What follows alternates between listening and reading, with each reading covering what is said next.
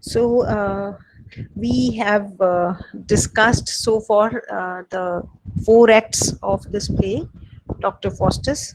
आज हम Act 5 का जो है ओवरऑल डिस्कशन करेंगे. Act 5 का जो सीन 1 है उसमें हमें पता चलता है कि जो वॉगनर से हमें ये पता चलता है कि फॉस्टस का जो एंड है इट इज अप्रोचिंग. और उसने ना now that he has also got this realization, तो वो अपनी चीजें, अपना सामान वॉगनर को, अपने सर्वेंट को देने लगता है. और Wagner is confused, he is perplexed कि why his end is near, you know. और अगर उसका एंड नियर है तो why is my master, Wagner query है उसके मन में कि why is my master feasting, drinking, making merry. और हम देखते हैं कि इसी फर्स्ट सीन में फॉस्टस अपने 2-3 स्कॉलर्स के साथ, मेफिस्टोफेलिस के साथ ही अपीयर्स. और फर्स्ट जो स्कॉलर है वो अपनी डिजायर शो करता है दैट दिस हेलन, जो ग्रीस की इतनी ब्यूटीफुल लेडी हैं, उसको वो देखना चाहते हैं because the whole world admires Helen for the kind of grace she had. और now that Faustus and the scholars, they declare कि she the most beautiful woman, she's the most beautiful woman in the world. और fosters जो है, because वो सारे Dzire जो show करते हैं, तो वो अपनी मैजिक पावर को यहाँ यूज करता है और to summon Helen so that those scholar may also be able to see her. और हमें पता है कि जो फॉस्टर्स ये सब क्यों शो कर रहा है, बिकॉज उसकी जो फीलिंग्स हैं, अपने फ्रेंडशिप की फीलिंग्स हैं उनके लिए, और सिंसेरिटी जो है उसके मन में अपने एक जो फ्रेटर्निटी है उसके लिए. And all of us know by now कि स्पिरिट ही अपीयर होगी और हेलन उस मैजिक के रिस्पॉन्स में द स्पिरिट अपीयर्स. और स्कॉलर्स बिल्कुल वंडर स्टक हो जाते हैं to see such form of beauty, majesty. And all of us know कि जो हेलन की story that is related with the Trojan War, है ना, और कैसे वो इतनी लेंदी वॉर थी, 10-year वॉर थी वो. और शी वॉज द वन जिसके लिए ग्रीक्स ने Greeks fought this long battle. So what was she called by them? Only paragon of excellence. और फिर वो बहुत खुश होते हैं, फॉस्टस को थैंक्स करते हैं कि ये तो ग्लोरियस डीड है that we could see Helen, और ये सब कहकर वो डिपार्ट हो जाते हैं. Now in this scene old man comes. वो जो ओल्ड मैन है ना, वो डांटता है, बहुत चाइड करता है फॉस्टस को कि तुमने बहुत विकेड और सिंफुल वे ऑफ लाइफ को चुना, तुमने रिलेशनशिप बनाया, जो है एसोसिएशन बनाई डेविल के साथ. वो अभी भी अर्ज करता है ओल्ड मैन फॉस्टर्स को कि तुम just go and seek the mercy of Christ. और the old man warns him that only the blood of Christ must wash away his guilt. अब Faustus, after hearing his arguments, old man's argument, he feels so overwhelmed by this sense of sin. खुद को बहुत रिप्यूक करता है कि मैंने क्यों वो बॉन्ड को साइन किया, और just because of that bond I pledged my soul to the devil. And now that he knows that the time, the last hour is about to reach, is about to come near, and he must be ready to go to hell. और मेफिस्टोफेलिस उसको एक dagger देता है, खंजर देता है, so that he may kill himself. और all of us know that suicide is a big crime, is a big sin in religion, in Christianity. और जो ओल्ड मैन है उसको रोकता है कि this don't commit this sin of suicide, and still there is chance. Or the old man believes believes that there is an angel hovering over his head who is ready to bless him with God's grace, but only if Faustus appeals to God for mercy and uh, keeps away from every despair that comes in his mind. This After this argument, the old man goes away. Faustus ponders over his sin. Deep reflection चलता है और उसको लगता है कि अब मैं repent करूं जो मेरे से गलती, जो मेरे से विकेडनेस हुई है, जिस ढंग से मैंने ये जो एक रॉन्ग वे ऑफ लाइफ चुना, उसके लिए मैं रिपेंट करूं. But now he finds repentance completely impossible. एक कॉन्फ्लिक्ट चल रहा है उसके माइंड में, जो कि कॉन्फ्लिक्ट किस चीज में है? डिस्पेयर है, डिसअपॉइंटमेंट है, रिपेंटेंस है. और उसी टाइम पे मेफिस्टोफेलिस उसको एक ट्रेटर कहकर पुकारता है, ऐसा गद्दार, और उसको कहता है that there is this warning that I give, a threat I give to tear your flesh like a piecemeal because you are becoming disobedient to Lucifer. और जैसे ही वो थ्रेट आती है मेफिस्टोफेलिस के द्वारा, it has that desired effect. Now Faustus is completely subdued. Now he begs the pardon, Mephistopheles' pardon, that okay, why did I start talking about Christ, and there should be no feeling of repentance. And यहाँ तक offer कर देता है कि मैं अपना bond renew कर दूंगा, I'll sign it with my blood. और मेफिस्टोफेलिस एक्सेप्ट करता है उसकी अपॉलॉजी और उसको कहता है ठीक है, go and renew this bond quickly. और फॉस्टस सुजेस्ट करता है यहाँ पे, ये देखो ध्यान देखने वाली बात, कि मेफिस्टोफेलिस को कहता है वो कि go and torture the old man, क्योंकि ओल्ड मैन ने ही मुझे कहा था to turn away from Lucifer और go and seek the mercy of God. अब तुम देखो ये जो एक एलिमेंट यहाँ पे ड्रामाटिस्ट ने रखा है कि मेफिस्टोफेलिस का रिप्लाई क्या है. Mephistopheles says that the old man's faith in God is so great that it is impossible for him to touch the old man's soul. But वो कहता है चलो मैं ना फिजिकल टॉर्चर देने की कोशिश करूंगा. I try to afflict as much torture to his physical body, the physical torture I'll definitely afflict on the old man.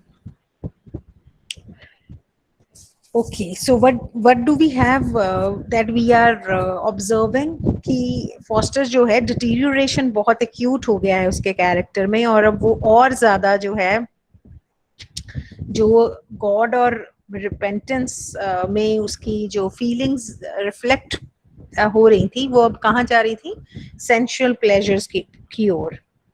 Now he entreats, requests Mephistopheles to bring him the beautiful Helen, because he wants to indulge into the pleasure of making love to her, and he wants to forget all the thoughts which become a kind of obstacle in the way of his obedience to Lucifer. Or Mephistopheles, as we all know, these devils, they carry out all the wishes, the commands. और फिर वो देखता है Faustus कि बिल्कुल Helen सामने है, and he is so much in the state of ecstasy to see the beauty of Helen. He kisses her, thinks that this kiss will make him immortal. और बहुत एक्सप्रेस करता है वो अपनी desire that there is this feeling of dedication in his heart for Helen, or just to prove his love for Helen, he can reenact the war of Troy.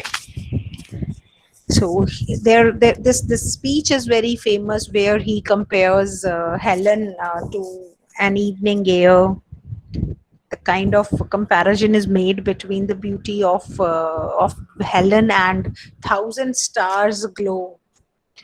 and he considers that the this beautiful woman Helen is more bright than the flaming Jupiter. Even when Jupiter was in its complete in his complete glory, went to see his beloved Semele, और Jupiter से भी bright है Helen, और Apollo से भी charming और lovely है, जब Apollo the god that made love to the nymph Arethusa. Okay, this is the summary of this scene 1 of act 5. अब हम अगर just we see the between the lines, तो हमें दिख रहा है कि 24 आवर्स, सॉरी 24 years जो फॉस्टर्स की लाइफ के हैं, जो कि पावर और प्लेजर में इंडल्ज होके गुजरे हैं, those 24 years are now drawing to close period. Now that he has realized that his end is near, so first he is trying to forget everything by merry making, fast feasting, enjoying in the company of the scholars. और जैसे वो beginning में अपने scholars के लिए वो fraternity की feeling है उसके अंदर, वो जो एक जेन्युइन फ्रेंडली फीलिंग्स हैं, फिर दोबारा से रीडर्स जो हैं, ऑडियंस जो है, वो कनेक्टेड फील करती है इस ह्यूमन साइड ऑफ फॉस्टर से, और कैसे वो रियलाइज करता है कि जो अटैचमेंट है उन स्कॉलर्स की भी उससे, वो ऐसी अनफेन्ड फ्रेंडशिप है जिसमें कोई फाउल या कुछ भी लाइट सेल्फिशनेस ऐसा कुछ नहीं है. और इसीलिए just because of the feelings of friendship that he agrees to summon Helen. अच्छा, उसके बाद जो ओल्ड मैन वाला इंसिडेंट है वो किसके लिए है? जैसे old we saw evil and good angels earlier, so we see here that कुछ पार्ट अभी भी फॉस्टर्स के माइंड का है जहाँ पे कॉन्फ्लिक्ट है. उसका जो एक डिस्क्रिप्शन ऑडियंस तक, रीडर्स तक पहुंचाना था, उसका जरिया ये ओल्ड मैन बनता है, क्योंकि वो फॉस्टर्स की कॉन्शियंस को अवेकन करने की तो कोशिश करता है ना, और हमें पता है कि अब कॉन्शियंस पूरी तरीके से अस्लीप हो चुकी है, और वो जो फॉस्टर्स का एक मेंटल टॉर्चर है वो हाईलाइट करता है अपने उन बहुत ही शार्प वर्ड से, बिटर वर्ड से, क्योंकि वो फॉस्टर्स की मिसडीड्स को, वे ऑफ लाइफ को वाइल और लोथसम फिल्दीनेस कहता है ना. While you understand, VILE, लोथसम LOATHSOME, ये वर्ड्स जो हैं, ये जो डर्ट, ड्रॉस, गंदगी से जो जुड़े हैं, it talks about the dirt that has settled permanently on the surface. और इसीलिए ये जो फिल्थीनेस है, इससे वो स्टेंच आई है, whereof corrupts the inward soul, जिसके कारण उसका जो इनर माइंड है वो करप्ट हो चुका है ना. और ऐसा क्राइम है, ये हीनियस सिन है, जघन्य पाप होता है जैसे, जहां पे कोई भी जो मर्सी है वो अब एक्सपेल नहीं कर सकती डर्ट को. और फिर जैसे हम बात कर रहे हैं कि बार बार फॉस्टर्स के कैरेक्टर में कुछ ऐसे एस्पेक्ट्स हैं, द वे ही टॉक्स, की रीडर और ऑडियंस रिलेट करती है, क्योंकि वो उसकी जो मिजरी है ना, वो उस मिजरी को, कुछ लाइंस हैं, I want to quote, where art thou Faustus, wretch, what has thou done, damned art thou Faustus, damned, despair and die. Hell calls for right, and with a roaring voice says, Faustus, come, thine hour is almost come. And Faustus now will come to do the right. अब ये जो speech है, ये क्या indicate कर रही है?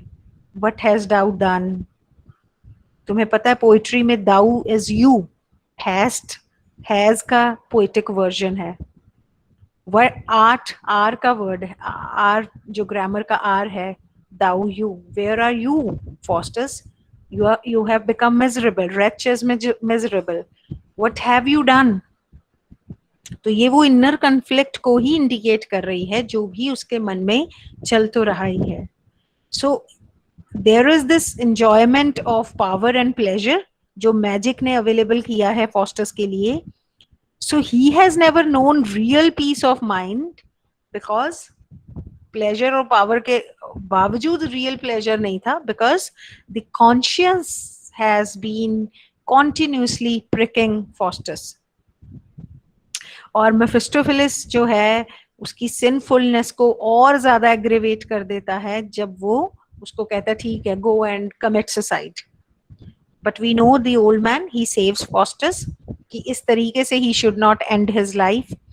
और वो कंसोलिंग इफेक्ट भी होते हैं फॉस्टस पे जो अब कोशिश करता है रिपेंट करने की. हम अभी बिल्कुल बिगनिंग की बात कर रहे हैं जब रिपेंटेंस जो है उसको लगता है कि there is this chance. I do repent and yet I do despair. Hell strives with grace for conquest in my breast. What shall I do to shun the snares of death? अब तो वो जो जाल है मौत का अब तो उससे बच नहीं सकता ना. But he is now asking कैसे बचूं मैं इससे. और उसी टाइम मेफिस्टोफिलिस उसकी ये जो डिजायर है रिपेंटेंस की, जो रिपेंट करने की जो उसके अंदर इच्छा जाग रही है उसको सप्रेस कर देता है और उसको कहता है कि go and renew this bond. So जो हमने पिछले उसमें देख रहे थे पिछले एक्ट में कि there is this indication of deterioration in the character of Faustus कि वो किस तरीके से स्मॉल चाइल्डिश ट्रिक्स कर रहा है पोप और बाकी लोगों के साथ. यहाँ पे तो वो उसकी जो एक चरम सीमा है वो देखते हैं हम. Sinfulness of Faustus is highlighted in this scene. The way he asks Mephistopheles to go and inflict the greatest torments that our hell affords on the old man. Because the old man had urged him to seek God's mercy. तो ये बहुत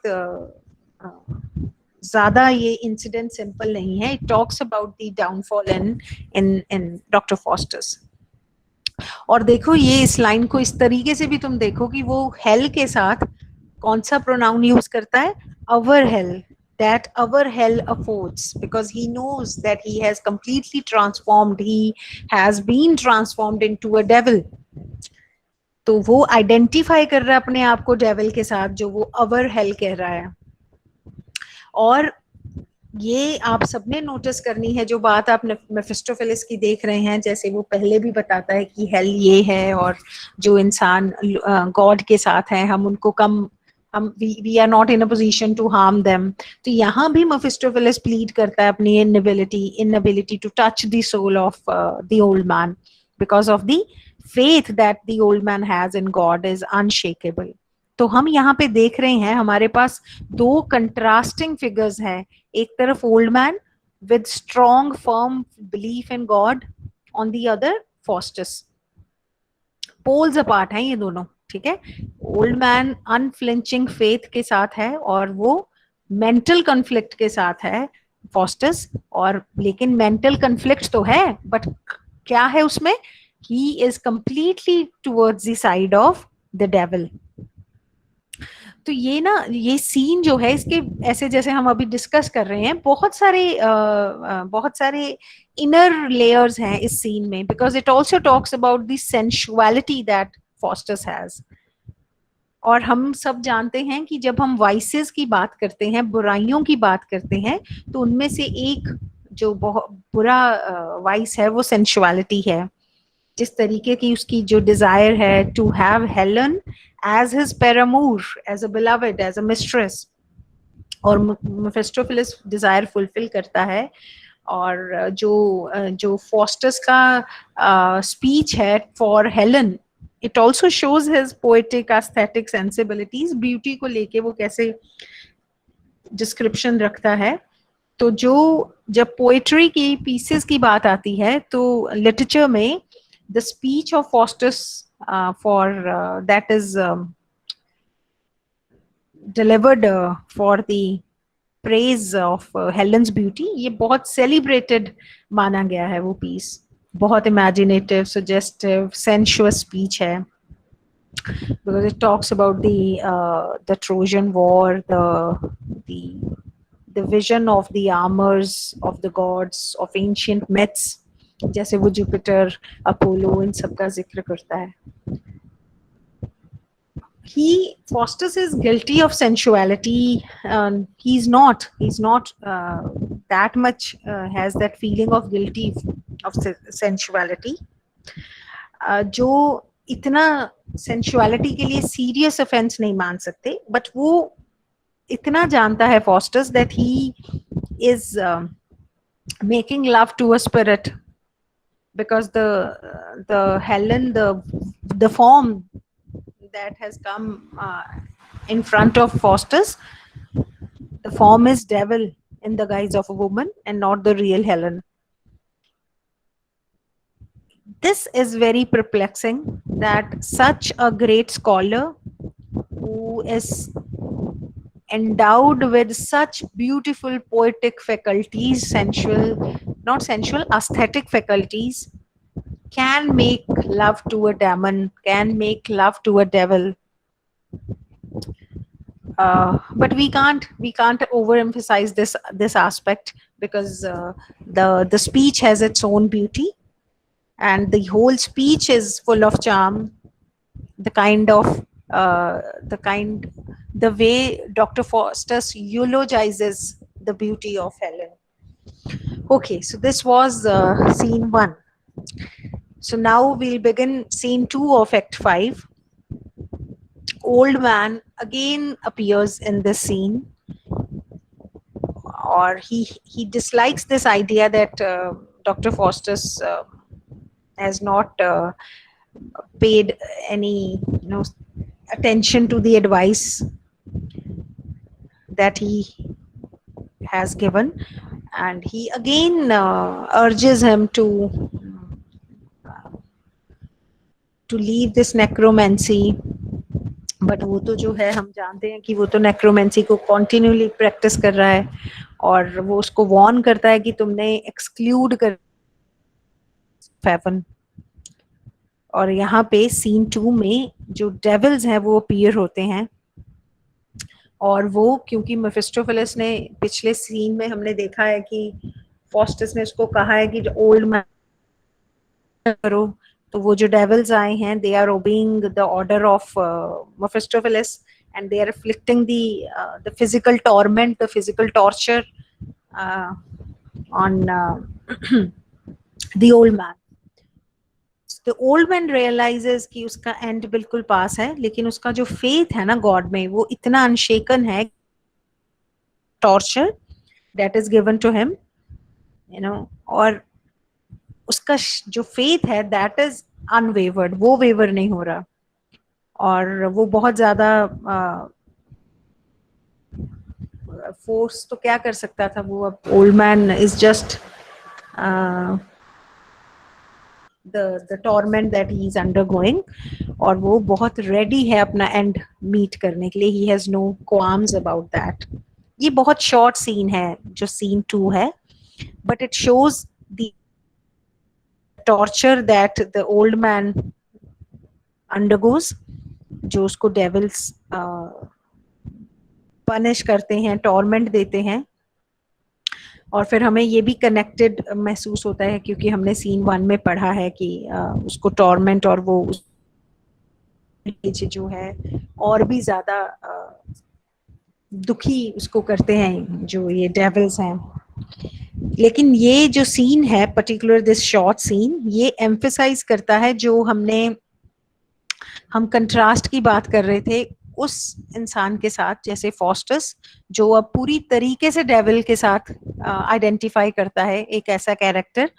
ये contrast को और emphasise किया है क्योंकि इतने टॉर्चर के बाद भी, अभी तक तो पिछले सीन में ओल्ड मैन वर्बल इनके साथ आर्ग्यू कर रहा था, लेकिन अब वो इतने फिजिकल टॉर्मेंट के बाद भी उसका जो फेथ है गॉड में, it is shown completely firm and strong. in spite of the fact that the devils are continually torturing him. So इसको old man कैसे treat करते हैं? As a test of his loyalty towards God. So we as a reader, we as audience do admire the steadfastness, the unwavering spirit, devotion of the old man towards God. और दूसरी बात, ये scene जो है और क्या emphasise करता है? फॉस्टस का जो फेलियर है to repent of his sins, जो उसकी डैमनेशन है ना, जो उसका एंड है वो इनएविटेबल हो गया है, इमिनेंट हो गया है, वो हमें इस सीन से और क्लियर हो जाता है. और जब हम सीन 3 तक पहुंचते हैं, act 5 scene 3, we understand towards the last scene है ये इस प्ले का. फॉस्टर्स जो है वो स्कॉलर्स के साथ है, अब बहुत मिजरेबल फील कर रहा है, और फॉस्टर्स हैरान है कि क्या हुआ है, you know what is that else you, क्या परेशानी है. और वो बताता है कि मैंने एक सिन कमिट किया है और उस सिन के लिए मुझे कभी माफी नहीं मिलेगी. तो जैसे हमने देखा कि कॉन्फ्लिक्ट चल रहा था पहले, तो वो अब यहाँ पे वो उन वंडर्स को याद करता है जो उसने मैजिक के स्पेल से परफॉर्म किए हैं, और फिर वो कहता है कि इन वंडर्स की कारण ही उसने सब कुछ खो दिया है.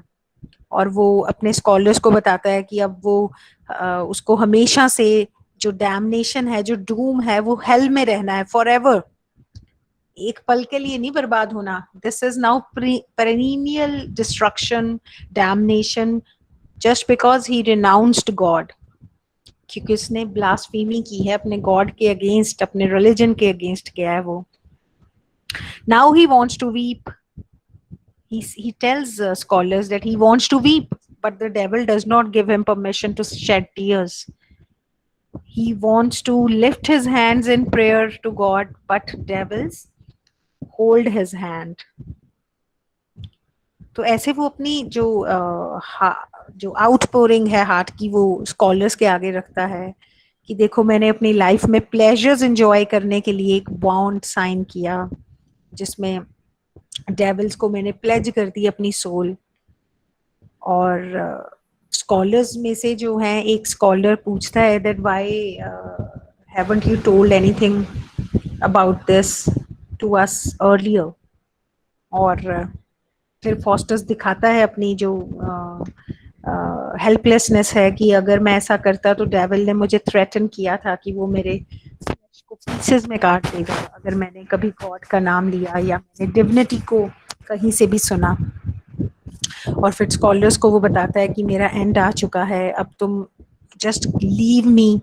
और वो उनको कहता है कि तुम नेक्स्ट रूम में जाओ और मेरे लिए प्रे करो. और ये जो है स्कॉलर्स दे गो और फॉस्टस इज लेफ्ट अलोन. अब जो ये जो थर्ड सीन है, इसमें दिखाया है कि फॉस्टस के पास सिर्फ 1 घंटा रह गया है. 11 बजे हैं क्लॉक में, और मिडनाइट होते ही मेफिस्टोफेलिस आएगा और वो फॉस्टस की सोल को हेल ले जाएगा. ये कंडीशन बड़ी मिजरेबल है. Wonderful description by the dramatist. इस 1 आवर को जहां पे उसके फॉस्टस और उसकी जो परपेचुअल, जो हमेशा के लिए डैमनेशन होनी है, 1 आवर का टाइम बचा है. वो बस जो कोशिश कर सकता है वो प्लैनेट्स को अपील करता है कि they should stop moving so that रुक जाए, हॉल्ट हो जाए टाइम में, और मिडनाइट जो है वो कभी आए ही ना, वो आवर ही ना आए मिडनाइट का. वो सन को एड्रेस करता है कि अभी तुम राइज कर जाओ अपनी ब्राइट लाइट से, ये जो मिडनाइट का आना है वो रोक दो. और वो मतलब वो रोकना चाह रहा है इस पहले तो इस 11 to 12 जो ये 1 आवर है इसको ही प्रोलॉन्ग करना चाहता है, सो दैट उसके पास रिपेंटेंस का टाइम आ जाए और वो अपनी सोल को बचा ले. बट ही नोज इट कि जितनी ये सारी अपील्स हैं इनका कोई फायदा नहीं है. दीज आर ऑल वेन और useless because the clock will strike the hour of 12 और फिर डेविल विल कम. अब फॉस्टर्स गॉड के बारे में सोचता है, विजन आते हैं उसको, क्राइस्ट का ब्लड स्काई में फ्लो कर रहा है, और एक जो ब्लड है, एक जो ड्रॉप है ब्लड का, he says one drop of blood can save his soul. But जिस पल वो गॉड एंड क्राइस्ट का नाम लेता है, वहां पे ऐसे लगता है जैसे डेविल जो है उसके हार्ट को ना रेंड कर रहे हैं, टीयर कर रहे हैं, और जो क्राइस्ट का विजन उसको आता है वो भी फेड हो जाता है। फॉस्टस अब देखता है कि जो जो उसको विजन आते हैं वहां पे गॉड का फ्राउनिंग जो है फोरहेड दिखता है उसको। वो मतलब पूरी कोशिश कर रहा है कि वो एस्केप करे इस एंगर जो उसको गॉड के इस विजन में दिख रहा है। ये एक हैवी रॉथ है, एंगर है गॉड का। एंड वो माउंटेन्स को कॉल करता है, हिल्स को कॉल करता है कि तुम सभी गिर जाओ, you know, you come and descend upon me so that you can hide me from the fury of God. He appeals to the earth. वो जिस तरीके से एक मिजरेबल इंसान को दिखाया है ना, कि वो अर्थ को अपील करता है, you you open yourself and just give me shelter in your bowels. He appeals to star, then to the stars. और कि जो वो स्टार्स जिसके जिनके मूवमेंट के कारण जब उसके बर्थ पे, अब वो क्या चाहता है, उसमें एक पावर चाहता है उन स्टार्स में कि वो उसको क्लाउड्स की तरफ ड्रॉ कर लें, और ताकि वो इतना प्योरीफाई हो जाए उस जर्नी से कि वो हेवन एंटर कर सके। अब इन सब चीजों में, इन सब जो द्वंद, जो कॉन्फ्लिक्ट चल रहा है, क्लॉक जो है हाफ आवर स्ट्राइक कर चुका है। अब हमें पता है कि हाफ आवर बच गया है उसके लिविंग के लिए। फिर वो अपील करता है गॉड को फॉर मर्सी, पर कि गॉड जो है, पर there is this doubt, this fear कि गॉड मर्सी नहीं दिखाएंगे। और बहुत कुछ सोचता है वो, यहाँ तक सोचता है कि कुछ लिमिट होनी चाहिए उसके डैमनेशन में, कि चलो कुछ 1000 साल हेल में जीने को मिल जाए, कुछ 100 साल जीने को मिले, और ताकि उसकी जो ये जो परमानेंट डैमनेशन है वो खत्म हो जाए। उसको इतना अपॉलिंग फीलिंग, इतनी डर की फीलिंग आती है कि there is no end to the torture of damned souls. अब उसकी भी तो डैम्ड सोल है ना, और वो कोई एंड नहीं होगा उसमें। तो वो सोच रहा है कि कितना अच्छा होता if he didn't have a soul, या फिर उसकी सोल इमॉर्टली नहीं होती। तो अब वो यहाँ पे बहुत कुछ याद करता है। पाइथागोरस की एक थियोरी थी ट्रांसमिग्रेशन ऑफ सोल्स की, है ना, कि जो वो है सोल है, ये आगे ट्रांसमाइग्रेट कहीं और ट्रांसफॉर्म होके बीस्ट में चली जाती है, किसी एनिमल में चली जाती है। और एनिमल्स जो हैं वो बहुत हैप्पी रहते हैं। तो वो कहते हैं काश यही सच्ची होती, तो मैं, मेरी सोल तो फ्री हो जाती ना। बट अब उसको पता है कि उसको तो हेल में ही जाना है और वही रहना है। और फिर वो मतलब मिजरेबल इतना फील करता है कि he curses his parents, why did he they give birth to him. But then he realizes कि ये तो उसकी गलती है, इसमें पेरेंट्स की तो कोई गलती नहीं है ना, so he should not curse his parents. तो वो खुद को कर्स करता है, ल्यूसीफर को कर्स करता है कि ये है रीजंस जिससे मैं डिप्राइव हो गया हेवन के जॉय से। और फिर the clock strikes the hour of midnight. अब वो चाहता है कि उसकी बॉडी जो है ना वो एयर में टर्न हो जाए। उसकी जो उसका जो सोल है वो छोटे छोटे पानी के जो ड्रॉप्स है ना, वाटर ड्रॉप्स में चेंज हो जाए, क्योंकि वो पानी के ड्रॉप्स ओशन में मिंगल हो जाएंगे, और फिर वो मतलब वो एक तरह से he will get lost forever, no one will be able to find him. और फिर इस टाइम पे जब 12 मिडनाइट हो गई है, तो हमें सुनाई देता है ऑडियंस को, रीडर्स को, कि थंडर का रोर सुनाई देता है, बिजली जो है, लाइटनिंग की फ्लैशेस आती हैं, डेविल्स आते हैं। इतना टेरिफाइड है फॉस्टस जब वो उन डेविल्स का वो फियर्स लुक देखता है in the eyes of devils. और अब वो चाहता है रिस्पाइट उनसे, बट कोई होप नहीं बची है। और वो हेल को अपील करता है अब तो कि don't receive me. He appeals to Lucifer not to take him away. और वो कहता है कि I am going to burn my magic books, लेकिन वो सारी अपील्स यूजलेस हैं. मेफिस्टोफेलिस अपीयर्स और उस टाइम पे Faustus he utters a scream of terror और devils they take away Faustus. ये जो सीन है बच्चे, ये एंड होता है कोरस की स्पीच से. कोरस फिर आता है स्टेज पे, और मैंने जैसे बताया था कि प्ले की बिगनिंग जो प्रोलोग है वो इंट्रोड्यूस करता है कोरस, और यहाँ पे जो प्ले का एंडिंग है उसको एपिलॉग कहते हैं. EPILOGUE. एपिलॉग को किसने प्रेजेंट किया? कोरस ने. और कोरस यहाँ पे रिफर करता है ये जो ट्रेजिक डेथ है एक ऐसे ह्यूमन बीइंग, एक ऐसे पर्सन की जो इतना ग्रेट स्कॉलर था, जो कि इतना डियर था अपोलो को, क्योंकि अपोलो को क्या माना जाता है? God of learning. तो कोरस अपील करता है सभी वाइज मैन को कि आप अनगॉडली प्रैक्टिसेस से दूर रहें. जो ये इतना कमाल का स्कॉलर था, ये बड में ही जो है खत्म हो गया. You know, there could be great future for him. तो वो कहते हैं कि जो वाइज पीपल है ना, उनको अनलॉफुल थिंग्स से दूर रहना चाहिए, और उनसे वो उनमें उनको उलझना, इंडल्ज नहीं होना चाहिए. तो क्या वो कंक्लूड करते हैं that it is wrong to practise more than heavenly power permits. It is wrong to practise more than heavenly power permits.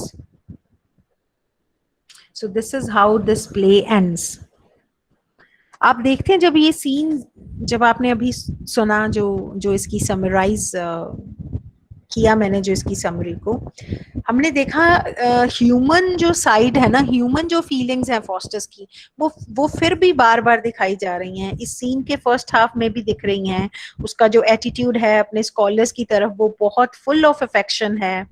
Scholars का भी डिवोशन है उसके तरफ, ये एम्फेसाइज भी किया गया है. सेल्फ पिटी से भरा हुआ है फॉस्टस. स्कॉलर्स के अंदर भी सिंपैथी है उसके लिए. अच्छा, कॉन्शियंस भी प्रेक कर रही है फॉस्टस को, और उसकी एग्नी भी एक्यूट होती, इंटेंस होती हुई दिखाई है. और ये जो जब वो खुद बताता है स्कॉलर्स को that he has committed a crime for which there is no pardon.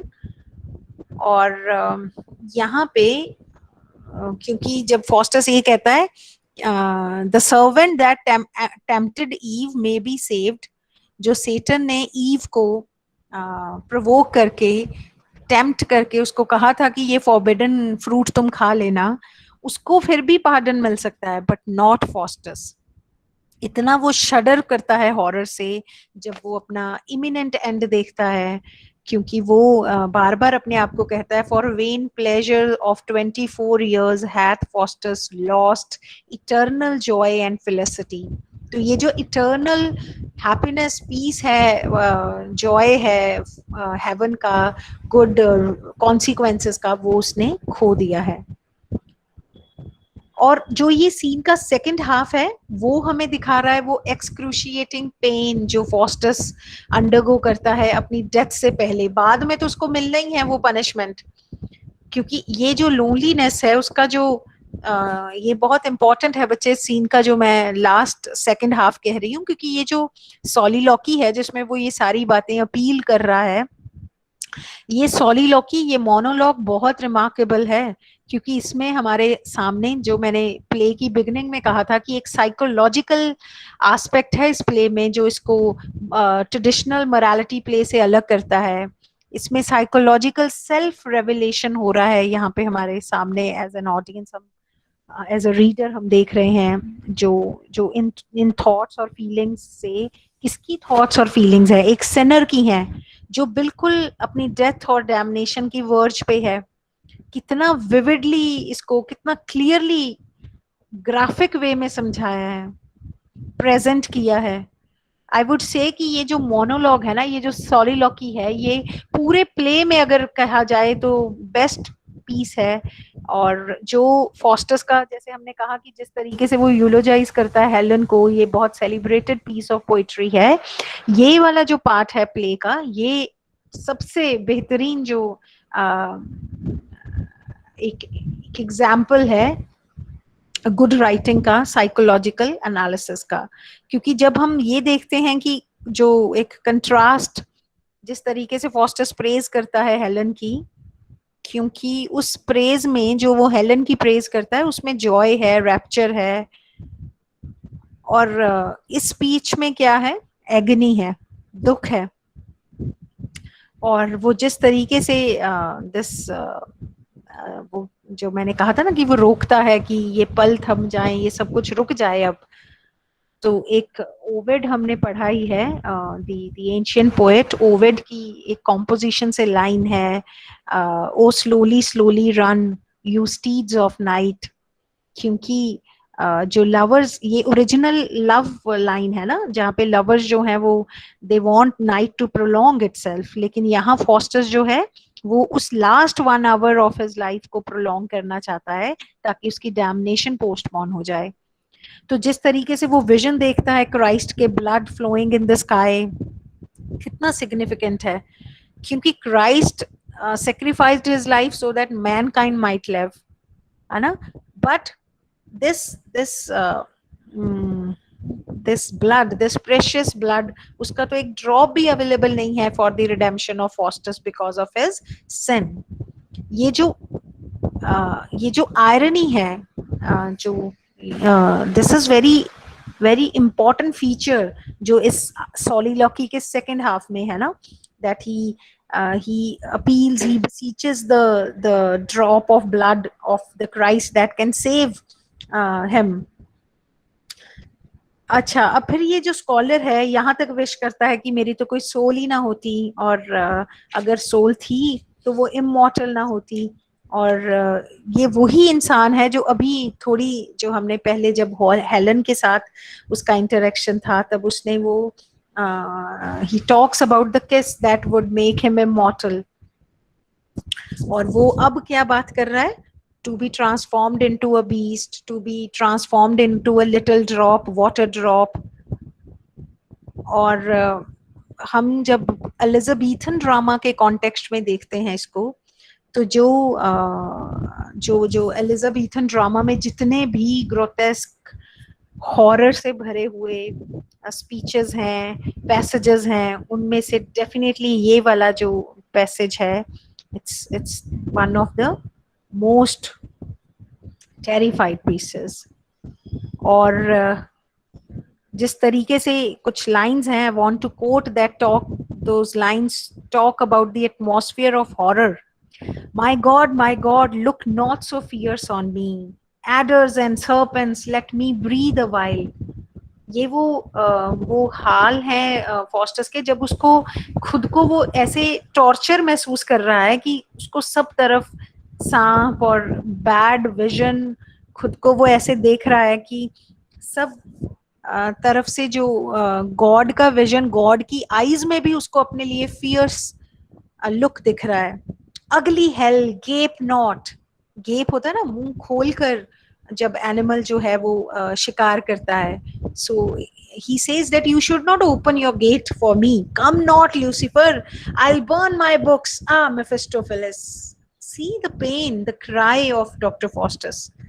तो ये जो मैं बात कर रही हूँ इस मोनोलॉग की, ये फाइनल मोनोलॉग है फॉस्टस का, जहाँ पे बहुत ज्यादा सिर्फ पिटी नहीं है, टेरर है। और एक जो सही ट्रेजेडी जो प्ले होता है उसमें ये एक्सपेक्ट भी किया जाता है कि ऑडियंस में जो हम कथारसिस की बात करते हैं वो उस इसी फीलिंग्स को अराउज करने की बात करती है ऑडियंस में, रीडर्स में। और ये जो स्पीच है, ये एक मेडिटेशन की, जो एक फेट की बात हो रही है ना यहाँ पे, जो किस्मत का लिखा है, जो डेस्टिनी ने लिखा है, उस पे यहाँ उसके पावर का जो कॉन्फ्लिक्ट है। क्योंकि फॉस्टस उस रेनेसा आइडियल को रिप्रेजेंट करता है जो कहता है कि आदमी, इंसान अपनी किस्मत खुद लिखता है। और then there is this conflict जहाँ पे फेट ओवरटेक करती है मैन को, in spite of all the learning, of all the scholarship, of all the wisdom. और ये जो है, ये किसकी स्कॉलरशिप, उस इंसान की, इतना सब कुछ उसके पास होने के बावजूद this person decided to become the disciple of devil। तो ये बड़ी पैशनेट स्पीच है जहाँ पे एग्नी तो है, लेकिन ये फॉस्टस की बहुत ज्यादा वो जो इमेजिनेटिव पावर है, उसकी जो सेंसिबिलिटी डीप है, बहुत डीप सेंसिबिलिटी है, क्यूट, उस सबको हाईलाइट करती है। और हमने तो जैसे मैंने पहले कहा पोइटिक टेम्परामेंट तो देखा ही है, ये भी उनकी एक पोइटिक कैपेसिटी को हाईलाइट करती है। फिर जब हम इस सीन के बिल्कुल एंड में जाते हैं जहाँ पे कोरस का स्पीच है, वो एक तरीके से मॉरल लेके आता है इस प्ले का, क्योंकि फॉस्टस इज गॉन और कोरस कहता है दैट दिस, ये क्या गया है वो हेलिश फॉल में, क्योंकि वो वाइज पीपल को एडवाइस करता है to stay away from unlawful things. तो ये जो प्ले है definitely it is a morality play. इसका जो स्पीच है, जो ये कोरस का स्पीच है, ये वो टिपिकल फीचर है जो एक मोरालिटी प्ले में होता है। और ये भी बहुत क्रिटिक्स मानते हैं कि अगर लास्ट में ये जो मॉरल मैसेज है अगर ये ना भी होता तो it would not have given any difference to the play. और क्योंकि क्योंकि क्यों ऐसा कहते हैं क्रिटिक्स कि जो सॉलिलॉकी है, जो फाइनल सॉलिलॉकी है फॉस्टस की, वो अपने आप ही मॉरल सटल वे में ऑडियंस तक कन्वे करती है।